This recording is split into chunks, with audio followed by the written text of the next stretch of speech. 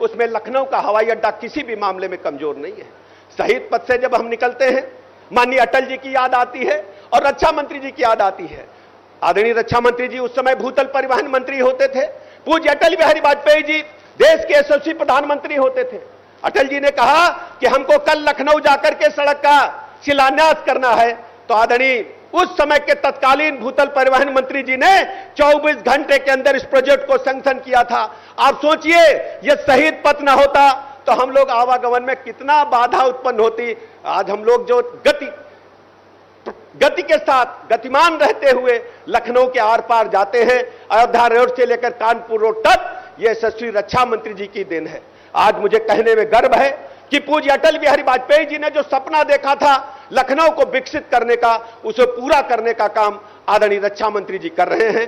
ढेर सारे प्रोजेक्ट, दर्जनों फ्लाईओवर्स, अवध चौराहे का भी निर्माण हो रहा है। और इस क्षेत्र में जब हम आते हैं, खासकर शहीद पथ के हम बाईं तरफ देखते हैं, दाहिनी तरफ देखते हैं, महसूस होता है किसी अंतर्राष्ट्रीय शहर में आ गए हैं। गगनचुंबी इमारतें, बढ़िया चमचमाते हुए माल और सौर वाटिका उसमें सितारे की तरह चमकेगी। मैं सभी अपने स्वतंत्रता संग्राम सेनानियों का, अपने फौजियों का, अपने सेना का सैल्यूट करता हूं, अभिनंदन करता हूं और आदरणीय रक्षा मंत्री जी का, आदरणीय मुख्यमंत्री जी का बहुत बहुत आभार प्रकट करता हूं। विशेष आभार अपनी नौसेना का और आप सबका बहुत बहुत धन्यवाद, आभार।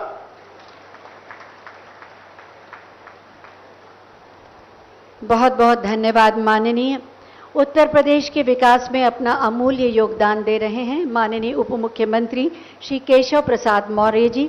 मैं उनसे भी विनम्र निवेदन करूंगी कि अपने उद्गार व्यक्त करें।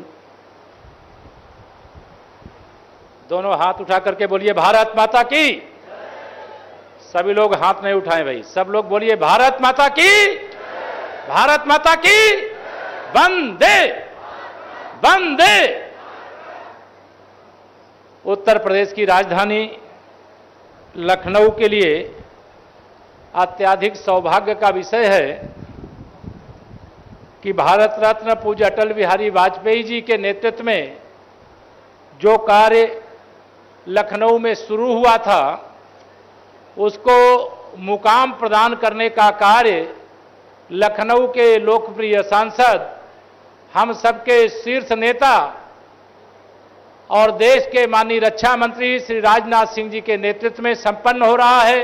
मैं इसके लिए सबसे पहले तो लखनऊ वालों को बहुत बहुत बधाई देता हूं, बहुत बहुत शुभकामनाएं देता हूं। मंच पर प्रदेश के हमारे सम्मानित मुख्यमंत्री आदरणीय योगी आदित्यनाथ जी, हमारे उप मुख्यमंत्री आदरणीय श्री ब्रजेश पाठक जी, पर्यटन एवं संस्कृति मंत्री आदरणीय श्री जयवीर सिंह जी, हमारी सम्मानित महापौर आदरणीय बहन सुषमा खरकवाल जी, हमारे राज्यसभा के माननीय सांसद डॉक्टर दिनेश शर्मा जी, आदरणीय ब्रजलाल जी और हमारे सभी विधान परिषद के और सदस्य और माननीय विधानसभा के सदस्यगण, सबका नाम लेंगे देर लगेगी। और यहाँ पर जो नौसेना का यह सौर वाटिका बनी है, जिसके लिए यहाँ पर आए हुए हैं आदरणीय एडमिरल श्री दिनेश त्रिपाठी जी, मैं आपका स्वागत करता हूँ और आपका धन्यवाद करता हूँ कि आपने इस कार्य को अपने सामने पूरा करने का काम किया। आदरणीय लेफ्टिनेंट जनरल श्री अनिग्र सेन गुप्ता जी, आदरणीय vice admiral Shri CR Praveen Nair ji, lieutenant general Shri CJ Jayachandran ji और मेजर जनरल श्री मनीष कुकरेती जी, अन्य सेना से जुड़े हुए सभी सम्मानित अधिकारी, यहाँ के सभी अधिकारी और सामने बैठे हुए हमारे सभी लखनऊ के वासी, बड़े बुजुर्ग, नौजवान दोस्त, माताओं बहनों और मेरे पत्रकार मित्रों, लंबी बात इसलिए नहीं करूंगा कि विस्तार से माननीय मुख्यमंत्री जी और माननीय रक्षा मंत्री जी अभी यहां पर बताने वाले, लेकिन आज ये गौरव का क्षण है। हम लोग किताबों में और अखबारों में पढ़ने का काम तो किए कि जल थल नभ 3 सेनाएं, क्योंकि जैसा अभी आदरणीय दिनेश त्रिपाठी जी ने कहा कि उत्तर प्रदेश समुद्र की सीमा से दूर है, लेकिन समुद्र उत्तर प्रदेश से दूर नहीं है। आज सब लोग समुद्र के तट पर अनेक कार्यक्रमों के लिए जाते हैं, लेकिन जिस प्रकार से नौसेना का ये सौर वाटिका बनाने का काम किया गया, मैं इसके लिए माननीय रक्षा मंत्री जी को, माननीय मुख्यमंत्री जी को, माननीय जयवीर सिंह पर्यटन मंत्री जी को, माननीय हमारे एडमिरल श्री दिनेश त्रिपाठी जी और सेना के सभी अधिकारियों को बहुत हृदय से बधाई देता हूं, शुभकामना देता हूं। और मुझे पूरा विश्वास है आने वाले समय में जब कोई या शहीद पथ पर बड़े मालों में आएगा, कोई यहां चल करके स्टेडियम, कान्हा स्टेडियम जो अटल बिहारी वाजपेयी जी के नाम को समर्पित है, वहां आएगा, तो वो एक बार यहां पर जरूर आएगा, क्योंकि देशभक्ति भारतवासियों के खून के बूंद बूंद में बसती है, खून के बूंद बूंद में बसती है। और जब यहां पर यह स्वरूप देखने का मौका मिलेगा तो निश्चित तौर से एक अलग प्रकार की प्रेरणा मिलती है कि नौसेना देश के अंदर और दुनिया के अंदर जो धरती का भाग है वो लगभग 25% है और 75% से अधिक क्षेत्र जल क्षेत्र होता है, और जल क्षेत्र ही देश और दुनिया की जरूरतों को पूरा करने के लिए आवागमन का मुख्य मार्ग है।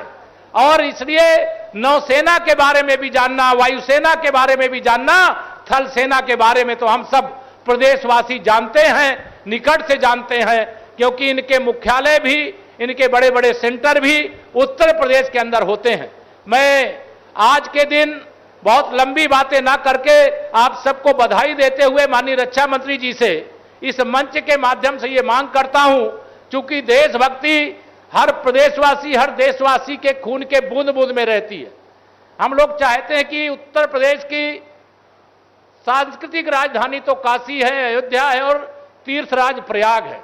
जिस प्रकार से लखनऊ में यह एक बहुत नौसेना का संग्रहालय स्थापित करने का काम हुआ, उसी के साथ मैं तीर्थराज प्रयाग, जहां हर 6 वर्ष में कुंभ, हर वर्ष माघ मेला, हर 12 वर्ष में महाकुंभ का आयोजन होता है, जहां शायद दुनिया में सबसे अधिक पर्यटक आते हैं। वह धार्मिक चीजें देख लेते हैं, लेकिन उनको देश की सेना का शौर्य क्या है यह देखने का मौका वहां पर भी मिल सके, ऐसी मैं मांग भी करता हूं, निवेदन भी करता हूं। और साथ ही जिस प्रकार से आपके नेतृत्व में चाहे जो भी बड़ी से बड़ी घटना हुई हो, आपने सुना है किस प्रकार से ऑपरेशन सिंदूर और ब्रह्मोस मिसाइल, देश के रक्षा मंत्री, लखनऊ के सांसद, ब्रह्मोस मिसाइल का निर्माण लखनऊ में और पाकिस्तान के जिन ठिकानों पर वह ब्रह्मोस मिसाइल गिरी है वह शायद पाकिस्तानी तो अच्छे से जान ही गए हैं, दुनिया जान गई है, लेकिन भारतवासियों के साथ साथ लखनऊ को सबसे अधिक गर्व है कि आपने यहां ब्रह्मोस मिसाइल को बनाने का जो इतना बड़ा सेंटर देने का काम किया, सबसे अधिक डिफेंस कॉरिडोर देने का काम किया, उत्तर प्रदेश को अवसर देने में आपने कोई कमी नहीं छोड़ी। इसके लिए मैं आभार प्रकट करते हुए, और यह विश्वास है दुनिया के अंदर हमारे मित्र देश सर्वाधिक है, लेकिन शत्रु देश या पड़ोसी पाकिस्तान है, लेकिन पाकिस्तान को ईंट का जवाब पत्थर से और गोली का जवाब गोला से देने का काम जिस प्रकार से जब से कमल खिला है वह देने का काम किया गया है, उसके लिए आभार प्रकट करते हुए, धन्यवाद देते हुए और बधाई देते हुए अपनी वाणी को देता हूं विराम। जरा दोनों हाथ उठा करके बोलिए जय श्री राम, भारत माता की, भारत माता की। बहुत बहुत धन्यवाद। धन्यवाद माननीय। विरासत और विकास के मूल मंत्र के साथ सुशासन को नया अर्थ देकर उत्तर प्रदेश के नवनिर्माण के द्वारा इसके गौरव को बढ़ा रहे हैं हमारे माननीय मुख्यमंत्री श्री योगी आदित्यनाथ जी। मैं बहुत ही आदर के साथ माननीय मुख्यमंत्री महोदय से अनुरोध करूंगी कि अपने मार्गदर्शन से हमें अनुग्रहित करें, आप सबकी जोरदार तालियों के प्रणाम के साथ।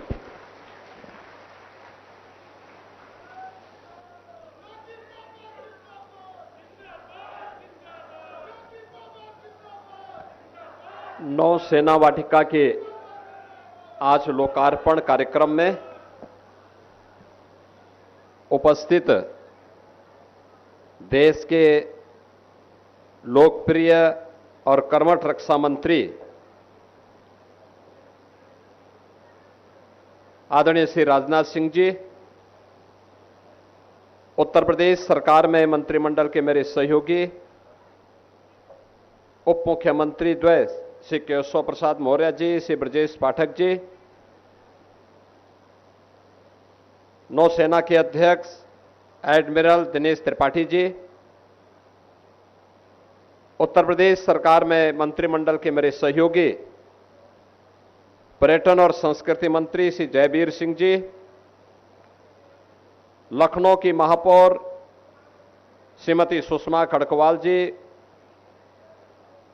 राज्यसभा के माननीय सदस्य डॉक्टर दिनेश शर्मा जी, श्री ब्रजलाल जी, सभी माननीय विधायकगण, सेंट्रल कमांड के army commander lieutenant general Anindya Sen Gupta ji, vice admiral CR Praveen Nair ji, lieutenant general CJ Jayachandran ji, आज के इस भव्य समारोह में उपस्थित हमारी तीनों सेनाओं के सभी वरिष्ठ अधिकारीगण, जनप्रतिनिधिगण और उपस्थित बहनों और भाइयों, आज के इस नौसेना शौर्य वाटिका के लोकार्पण कार्यक्रम के अवसर पर जिनकी प्रेरणा से यह सब मूर्त रूप लेकर के लखनऊ को एक अभिनव केंद्र के रूप में प्राप्त हुआ है, ऐसे देश के लोकप्रिय रक्षा मंत्री और लखनऊ के लोकप्रिय सांसद माननीय राजनाथ सिंह जी का मैं उत्तर प्रदेश सरकार और उत्तर प्रदेश वासियों की ओर से, लखनऊ वासियों की ओर से उन्हीं के लखनऊ में हृदय से स्वागत करता हूं, अभिनंदन करता हूं। मैं धन्यवाद देता हूं नौसेना के अध्यक्ष और उनकी पूरी टीम को, जिन्होंने उत्तर प्रदेश सरकार के साथ मिलकर के इस पूरे कार्यक्रम को सुव्यवस्थित तरीके से आगे बढ़ा करके एक समय सीमा के अंदर यह कार्य हम सबके सामने आज दिया है। अब मेरा मानना है कि प्रदेश की राजधानी लखनऊ में आने वाला कोई भी व्यक्ति लखनऊ के अंदर के भारत की परंपरा के साथ, भारत की विरासत के साथ, भारत की सुरक्षा से जुड़े हुए किसी एक केंद्र के भ्रमण के लिए जा सकता है, देख सकता है और उस पर गौरव की अनुभूति कर सकता है। तो श्रृंखला में यह नौसेना वाटिका उसका एक नया उदाहरण और एक नया केंद्र बनकर के यहां पे प्रस्तुत हुआ है। आईएनएस गोमती एक लंबे समय तक भारतीय नौसेना में, भारतीय नौसेना के माध्यम से भारत की समुद्री सुरक्षा की रक्षा करते हुए 2022 में उसे नौसेना से निवृत्त किया गया और आज निवृत्त के बाद उसका बेहतरीन उपयोग करते हुए लखनऊ की जीवनदायिनी गोमती नदी के तट पर ही उसे स्थापित भी किया गया। जब बड़ी सोच होती है, बड़े लक्ष्य के साथ व्यक्ति आगे बढ़ता है, तो उस बड़ी सोच का परिणाम उसी सकारात्मक रूप से जो देश के युवाओं को, प्रदेश के युवाओं को एक नई प्रेरणा प्रदान करने वाला अवसर है, वह भारत की सेना पर, भारत की नौसेना के बारे में उसे यहां जानकारी मिलेगी और किन सम विषम परिस्थितियों में हमारे सैनिक कार्य करते हैं, यह उनके लिए जीवन में उन चुनौतियों से जूझने के लिए एक नई प्रेरणा भी होगी। बहनों और भाइयों, हमारी नौसेना अपने उस लक्ष्य को लेकर के चलती है जो उस विराट सोच का प्रतीक है कि नभः स्पर्शम दीप्तम, यानी आकाश की ऊंचाइयों को छूने के लिए उस प्रकार की सोच भी चाहिए। संकुचित सोच से संकुचित भाव के साथ हम बड़े लक्ष्य को प्राप्त नहीं कर सकते। बड़े लक्ष्य को प्राप्त करने के लिए उस प्रकार की विराट सोच भी चाहिए। और याद रखना, देश के यशस्वी प्रधानमंत्री जी ने देशवासियों के सामने विकसित भारत की जिस संकल्पना को हमारे सामने रखा है, उसमें उन्होंने हर भारतवासी से कहा कि विकसित भारत के लिए हमें हर नागरिक को पंच प्रण के साथ जुड़ना पड़ेगा। वे जो पंच प्रण हैं, उनमें से जो सबसे महत्वपूर्ण है, एक उन्होंने उसमें से यह भी कहा था कि अपनी सेना के प्रति और यूनिफॉर्म धारी फोर्स के प्रति सम्मान का भाव हमारे मन में हो। जब भारत का सैनिक -डिग्री टेम्परेचर में देश की सीमाओं की रक्षा करता है, या रेगिस्तान में झुलसती हुई इस गर्मी में भारत की सीमा की रक्षा करता है, या समुद्र की उन लहरों का मुकाबला करते हुए भारत की समुद्री सेना समुद्री सीमा की रक्षा करता है, तब 140 करोड़ भारतवासी चैन की नींद सोता है। जब चैन की नींद सोता है तो देश के विकास के बारे में उस प्रकार की सकारात्मक और सोच को आगे बढ़ाने में सफल होता है। देश आगे बढ़ता है। सुरक्षा के बेहतर माहौल में ही विकास की योजनाएं प्रभावी ढंग से आगे बढ़ सकती हैं। अब याद करिए, 2017 के पहले यही उत्तर प्रदेश था, रोज कर्फ्यू लगता था, पेशेवर माफिया और अपराधी प्रदेश की व्यवस्था में जीना हराम कर दिए थे। उस असुरक्षित वातावरण में निवेश की संभावना, विकास की संभावनाएं अपने आप ही क्षीण हो जाती हैं। लेकिन जब हमारा सैनिक सुरक्षा के प्रति पूरी प्रतिबद्धता के साथ लग करके अपने कर्तव्यों का निर्वहन करता है, तो नागरिकों का भी कर्तव्य बनता है कि वह अपने उन सैनिकों के प्रति सम्मान का भाव रखें।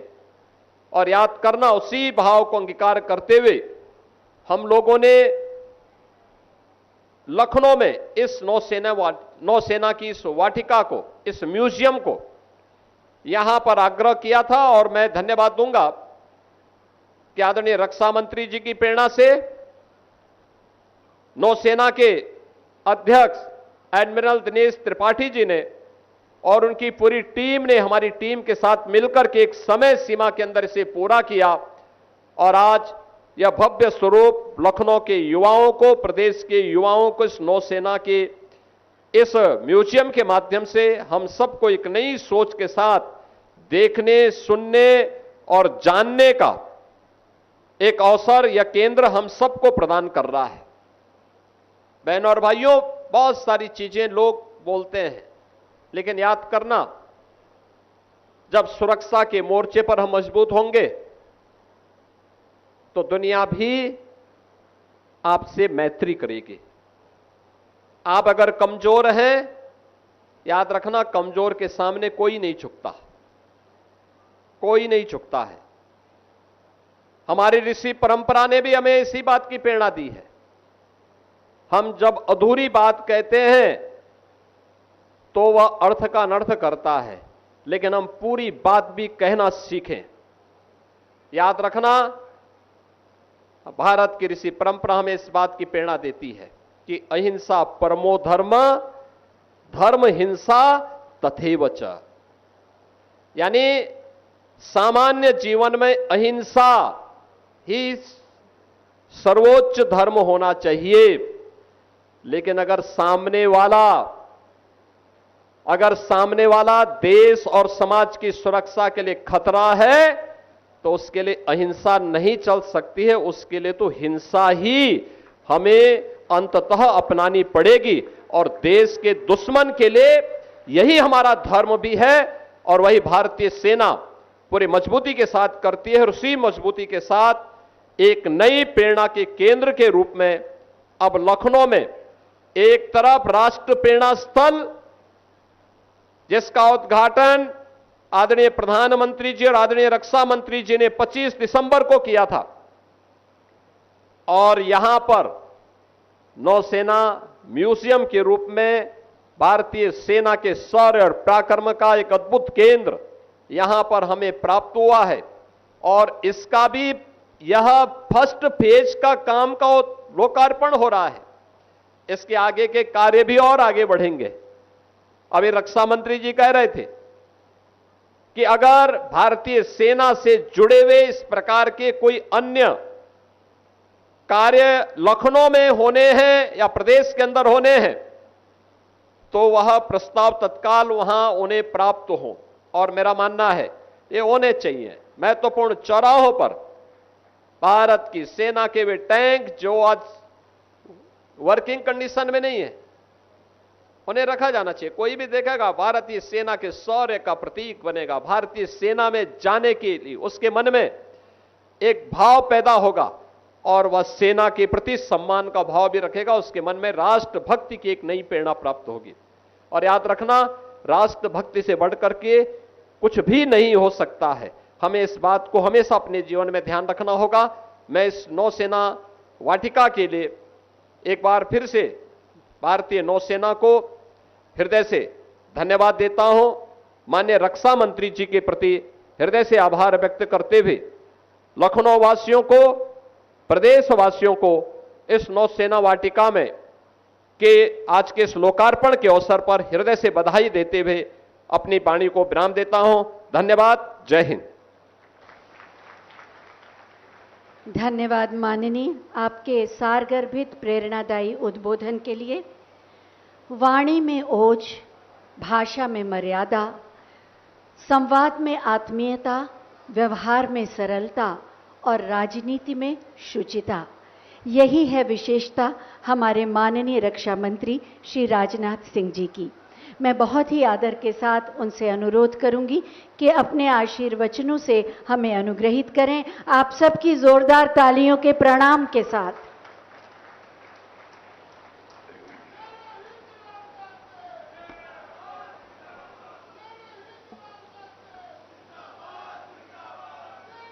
भारत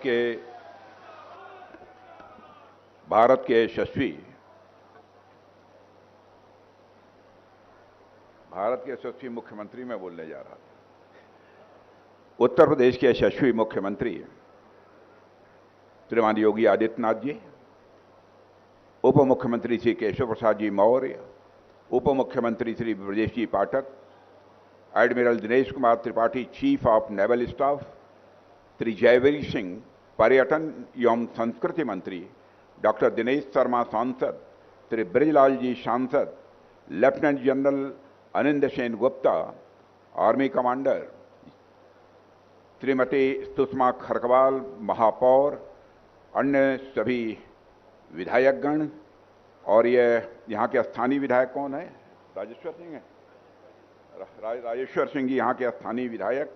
अब मैं सभी विधायकों का नाम नहीं ले रहा हूँ। और यहाँ मौजूद सारे हमारे सेना के अधिकारी और उत्तर प्रदेश प्रशासन के सभी अधिकारी वर्ग और यहाँ मौजूद मेरे सभी सम्मानित बहनों एवं भाइयों, सबसे पहले मैं नौसेना शौर्य वाटिका के उद्घाटन के अवसर पर उत्तर प्रदेश और विशेषकर लखनऊ की जनता को अपनी तरफ से हार्दिक बधाई देता हूँ। बहनों भाइयों, लखनऊ में आप सबके बीच आना, आप सबसे मिलना हमेशा मुझे बहुत ही अच्छा लगता है और इच्छा यही रहती है लखनऊ के लिए, आप लोगों के लिए जो कुछ भी बन सके अपने तई मैं वह करूं और करने की अपनी तरफ से भरपूर कोशिश भी करता हूं। साथियों, लखनऊ में इस नौसेना शौर्य वाटिका का उद्घाटित होना मैं समझता हूं केवल लखनऊ वासियों अथवा प्रदेश वासियों के लिए नहीं बल्कि व्यक्तिगत रूप से हमारे लिए भी बहुत ही सम्मान और यह गौरव का क्षण है। साथियों, आने वाले समय में नौसेना शौर्य वाटिका लखनऊ के लिए एक प्रेरणा स्थल तो बनेगा ही बल्कि एक टूरिस्ट हब के रूप में यह बनेगा और यह लखनऊ की पहचान बनेगा, यह मेरा पक्का विश्वास है। ये सारी चीजें मैं मानता हूं बढ़ते हुए उत्तर प्रदेश की तस्वीर हैं, जो हमारे मुख्यमंत्री योगी आदित्यनाथ जी के नेतृत्व में उत्तर प्रदेश आगे बढ़ रहा है। लखनऊ अब तहजीब और संस्कृति का शहर होने के साथ साथ राष्ट्रभक्ति और सैन्य गौरव का भी यह प्रतीक बन रहा है। साथियों, उत्तर प्रदेश जिस तरह से विकास के रास्ते पर तेजी से आगे बढ़ रहा है, उसे आज हम सभी देख रहे हैं और हम सभी जानते हैं कि कभी उत्तर प्रदेश की पहचान गुंडा राज और बिगड़े हुए लॉ एंड ऑर्डर से होती थी। लोग भय से जीते थे, डर में अपनी जिंदगी गुजारते थे। इन्वेस्टर्स यानी भारत से यदि कोई निवेशक आकर यहां पर पूंजी निवेश करना चाहता है तो वह भी यहां आने से कतराता था कि उत्तर प्रदेश में लॉ एंड ऑर्डर की सिचुएशन बद से बदतर है, इसलिए वहां पर मैं निवेश करूंगा तो गुंडों के द्वारा, बदमाशों के द्वारा हमें परेशान किया जाएगा। लेकिन आज का उत्तर प्रदेश मैं ही से स्वीकार नहीं करता हूं, बल्कि सारा हिंदुस्तान स्वीकार करता है कि बहनों भाइयों बदल चुका है। One district one mafia, Uttar Pradesh की ऐसी हालत हो गई थी, वन डिस्ट्रिक्ट वन माफिया के लिए यह उत्तर प्रदेश जाना जाने लगा था। लेकिन प्रदेश आज वन डिस्ट्रिक्ट वन प्रोडक्ट के लिए जाना जा रहा है, यह सबसे बड़ी विशेषता है। और यह परिवर्तन किसी वजह से नहीं, बल्कि उत्तर प्रदेश के जनप्रिय मुख्यमंत्री श्री योगी आदित्यनाथ जी के मजबूत नेतृत्व का यह नतीजा है, यह मैं मानता हूं। और उन्होंने जिस तरह से प्रदेश की कानून और व्यवस्था को संभाला है, मैं मानता हूं कि अपने में वह एक मिसाल है। यह कोई साधारण बात नहीं है। उत्तर प्रदेश जैसे बड़े राज्य की कानून और व्यवस्था को चुस्त दुरुस्त करना, और इस कानून और व्यवस्था के मोर्चे पर आपने जबरदस्त कामयाबी हासिल की है। लखनऊ समेत उत्तर प्रदेश की समस्त जनता यह अनुभव कर रही है कि उत्तर प्रदेश अब लहलहा रहा है, उत्तर प्रदेश अब जगमगा रहा है, उत्तर प्रदेश अब तेजी से आगे बढ़ रहा है। साथियों, जब इस शौर्य वाटिका का निर्माण प्रस्तावित हुआ तो योगी जी ने इस पर बड़ी ही सकारात्मक प्रतिक्रिया दिखाई थी। और हम यह भली भांति समझते हैं कि जो राष्ट्र अपनी सेनाओं का सम्मान करता है, वही राष्ट्र दुनिया में सम्मान भी प्राप्त करता है। और इस भाव को योगी जी ने अपने व्यक्तिगत हस्तक्षेप से इकाना स्टेडियम के पास और गोमती वेटलैंड से सटी यह प्राइम लोकेशन इस परियोजना के लिए उपलब्ध कराई है। और इतना ही नहीं, और जिस तेजी से आपकी सरकार ने बजट स्वीकृत किया है और हर अहम पड़ाव पर आपने स्वयं इसकी निगरानी की है, इस काम को रिकॉर्ड समय में आपने पूरा करवाया है, इसके लिए भी मैं मुख्यमंत्री जी और साथ ही उनकी सरकार की मैं सराहना करना चाहता हूं। साथियों, आमतौर पर होता यह है कि बातें बहुत सारी होती हैं, लेकिन एक बात के लिए मैं और यह कहना चाहूंगा कि आमतौर पर जब कभी हम भारतीय नौसेना का नाम सुनते हैं तो हमारे जेहन में समुद्र की लहरें, मुंबई का गेटवे ऑफ इंडिया, विशाखापट्टनम का बंदरगाह, कोच्चि के जहाज, यही सब चीजें हमारे जेहन में स्वाभाविक रूप से आती हैं। आम धारणा यही है कि नेवी का अस्तित्व सिर्फ समुद्री इलाकों तक ही यह सीमित है। तो फिर आखिर लखनऊ जैसे शहर में, जो समुद्र से सैकड़ों किलोमीटर दूर है, इस नौसेना शौर्य वाटिका की जरूरत क्यों पड़ी? आखिरकार नेवी का अवध की धरती से क्या रिश्ता है? ऐसे भी सवाल लोगों के दिमाग में खड़े हो सकते हैं। दरअसल इस सवाल का जवाब हमारे देश के इतिहास और भूगोल की गहरी समझ में छिपा हुआ है। भूगोल के अनुसार हमारा प्यारा भारत 3 ओर से समुद्र से घिरा हुआ है। तो एक तरफ हमारी सीमाओं पर हमारे जवान खड़े रहते हैं और दूसरी तरफ हमारे समुद्र में यानी हिंद महासागर में हमारी नौसेना यानी हमारी इंडियन नेवी उपस्थित रहती है। और इस हिंद महासागर से हमारी अर्थव्यवस्था, हमारा व्यापार, हमारी ऊर्जा, यह सारी जरूरतें जुड़ी हुई हैं। बहनों भाइयों, और उस हिंद महासागर की जो लोग सुरक्षा करते हैं, वो लोग भारत के हर गांव, हर कस्बे और हर शहर से आते हैं।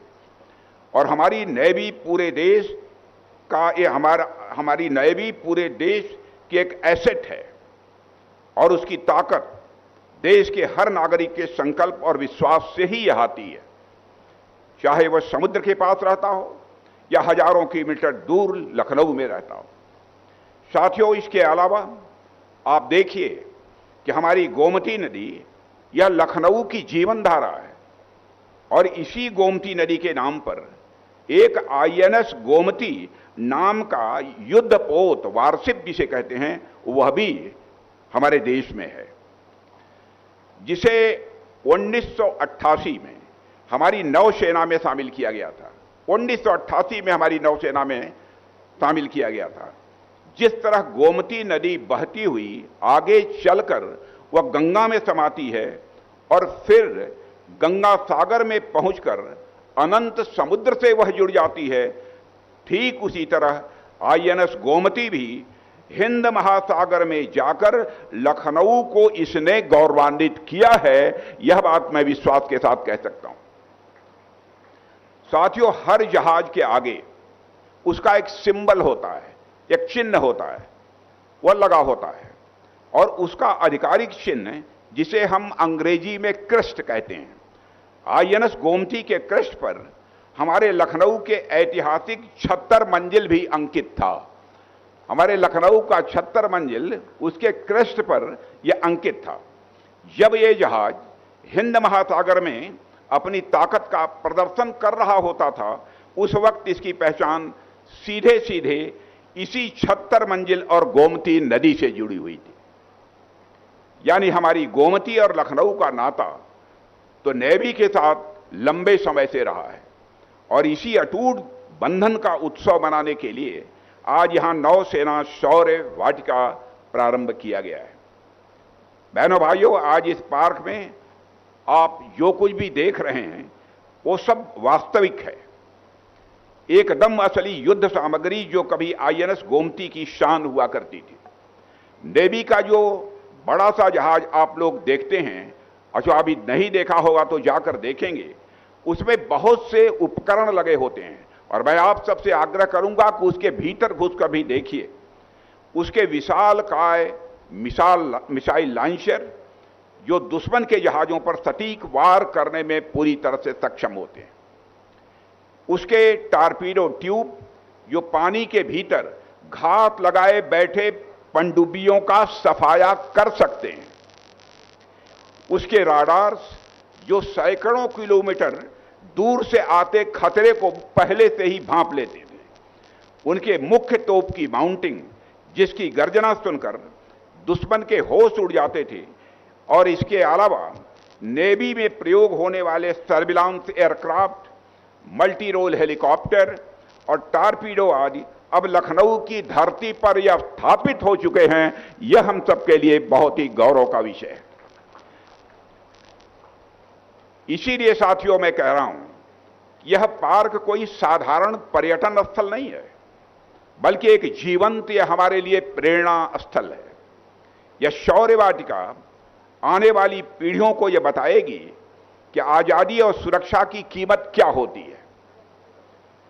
कई लोग यह सोच सकते हैं कि आखिर इस तरह की शौर्य वाटिका का यहां क्या काम है, इससे क्या होगा, पर इस पर हमें सोचने की जरूरत है। साथियों, आज के दौर में हम सब अपने रोजमर्रा के जीवन में बहुत ही उलझे हुए हैं और कोई नौकरी चाकरी में लगा है, कोई घर परिवार की जिम्मेदारियों में लगा हुआ है, कोई अपने बिजनेस व्यापार में लगा हुआ है। ऐसे में बहुत सारी चीजें जो हमारे लिए बेहद अहम होती हैं, हम उनसे अनजाने में कटते चले जाते हैं। हमारी सीमाओं की हिफाजत करने वाले हमारे सैनिकों का जो बलिदान है, उनका रोज का जो संघर्ष है, इन सब चीजों से हमारा आत्मीय रिश्ता रोजमर्रा की दौड़ धूप में यह पीछे छूट जाता है। ऐसे में यह शौर्य वाटिका हमें एक बार रुककर, ठहर कर सोचने पर मजबूर करेगी कि जिन लोगों की वजह से हमारी यह सारी जिंदगी सुरक्षित चल रही है, उनका योगदान हमारी जिंदगी में कितना बड़ा है और उनके प्रति हमारी नई पीढ़ी कृतज्ञता अनुभव करेगी, ऐसा मेरा विश्वास है। साथियों, यह कृतज्ञता यह बहुत ही आवश्यक है। इसका एक उदाहरण आप देखिए। हम सब जब छुट्टी वाले दिन बड़े इमाम बाड़े की भव्यता देखने जाते हैं, जब हम चौक में जाकर चिकन का बढ़िया कुर्ता खरीदते हैं और जब हम अपने परिवार के साथ किसी रेस्टोरेंट में खाना खाने जाते हैं, तब हम बड़े प्रसन्न होते हैं। लेकिन क्या हम कभी उस पल सोचते हैं कि यह सब क्यों हो पा रहा है? हम यह सब इसलिए कर पा रहे हैं क्योंकि हम सुरक्षित हैं। सबसे पहली और सबसे जरूरी चीज हमारी सुरक्षा होती है और वह हमें हमारी सेनाएं ही दे रही हैं इस भारत में, और हम सुरक्षित हैं। तभी तो हम यहाँ त्योहार मना पाते हैं, यहाँ पर हम व्यापार कर पाते हैं, अपने बच्चों को हम ठीक तरीके से पढ़ा पाते हैं। तो यह जो शौर्य वाटिका और यह म्यूजियम जो यहाँ बना है, यह केवल स्थापत्य कला या बनावट का नमूना भर नहीं है।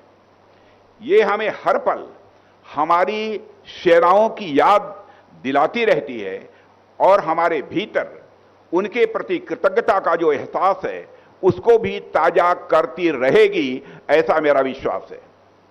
मुझे बेहद खुशी होगी कि जब लाखों की तादाद में लोग यहां पर आएंगे और अपने वीरों को याद करेंगे, उनकी विरासत को और उनकी लिगेसी को भी वह याद करेंगे।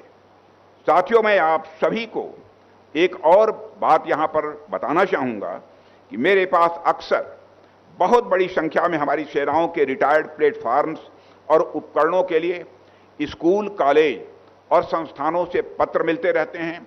विधायक और सांसद बराबर आग्रह भी करते रहते हैं।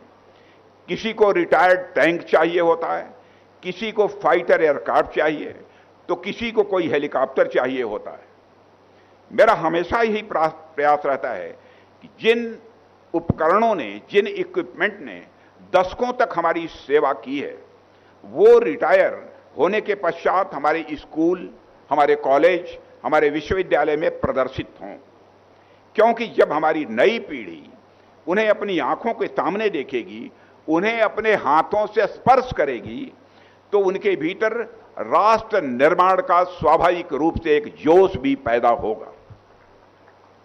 और आज जो नौसेना शौर्य वाटिका यहां आपके सामने है, इसके पीछे भी मैं समझता हूं कि यही सोच है।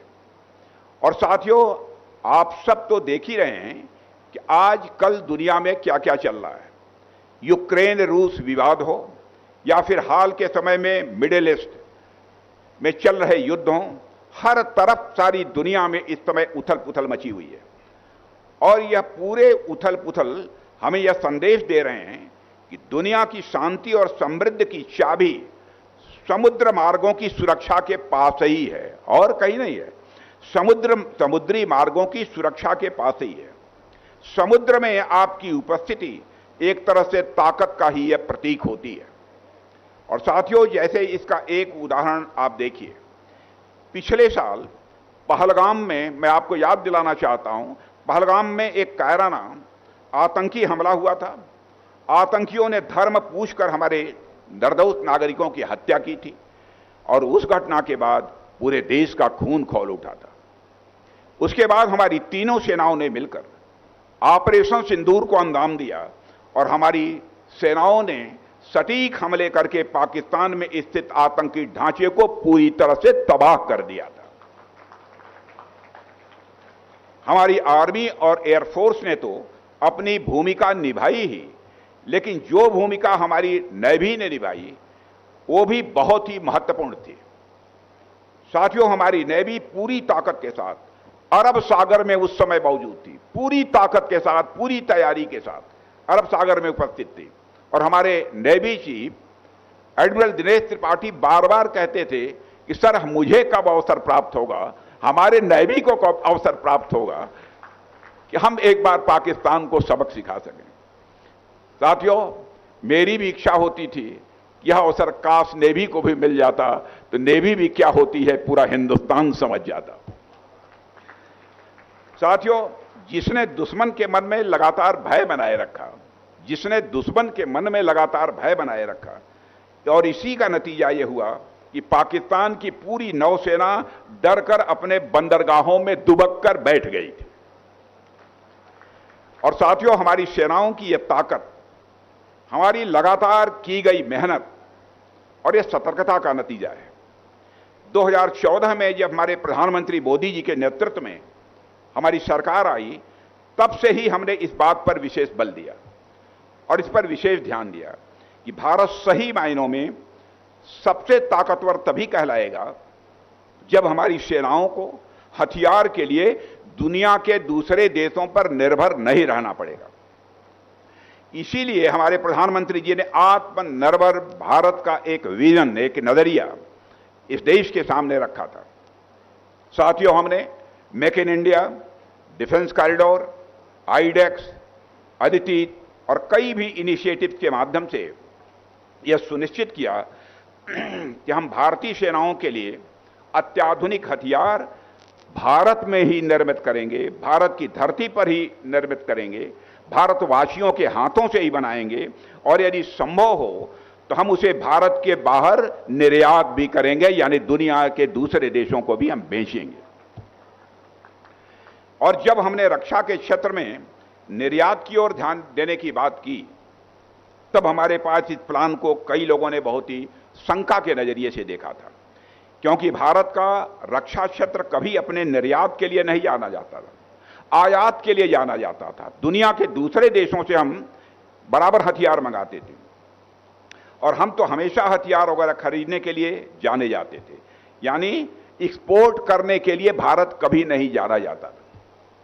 2014 के पहले आपको जानकर आश्चर्य होगा, छोटे मोटे जो कलपुर्जे हथियारों के बन जाते थे, जो उनका एक्सपोर्ट होता था, वो लगभग केवल 1000 करोड़ का था, 1000 करोड़ का था। लेकिन अब मुझे कहते हुए यह प्रसन्नता हो रही है कि भारत का रक्षा क्षेत्र अब पूर्ण रूप से आत्मनिर्भर होने की ओर तेजी से आगे बढ़ रहा है मेरे बहनों भाइयों। और पिछले 10 वर्षों में हम सभी लोगों ने मिलकर जो मेहनत की है, उसका परिणाम आज हमें मिल रहा है। 2014 में हमारा घरेलू रक्षा उत्पादन मात्र 46,000 करोड़ रुपया था, यानी हम लोग भारत में सिर्फ 46,000 करोड़ रुपए के हथियार और सारे सब मिला जुलाकर 46,000 करोड़ रुपए के सारे साजो सामान बना पाते थे। लेकिन आज वही बढ़कर 1.5 लाख करोड़ रुपए से अधिक हो चुका है। और मैं आपको जानकारी देना चाहता हूं, जून समाप्त हो